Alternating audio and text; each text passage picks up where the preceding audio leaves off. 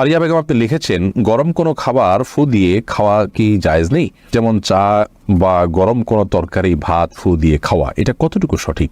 গরম কোনো কিছু ফু দেওয়া হাদিসে নিষেধ আছে, এবং আলহামদুলিল্লাহ নবী করিম সাল্লাল্লাহু আলাইহি সাল্লামের অনেক আদেশ নিষেধের ব্যাপারে পরবর্তীতে সায়েন্স প্রমাণ করেছে যে সেগুলো যথার্থ এবং বিজ্ঞানসম্মত, এবং সেগুলো মানার মধ্যেই আমাদের কল্যাণ নিহিত আছে। তো বিজ্ঞানের সেটা প্রমাণ হোক বা না হোক, নবী করিম সাল্লাল্লাহু আলাইহি সাল্লামের নির্দেশনাটি ওহীর মাধ্যমে আসছে। বিজ্ঞান তো মানুষের গবেষণা মাত্র, এটা নবী করিম সাল্লাল্লাহু আলাইহি সাল্লামের নির্দেশনাকে সার্টিফাইড করতে পারে না। আমি শুধুমাত্র বোঝার সুবিধার জন্য বললাম।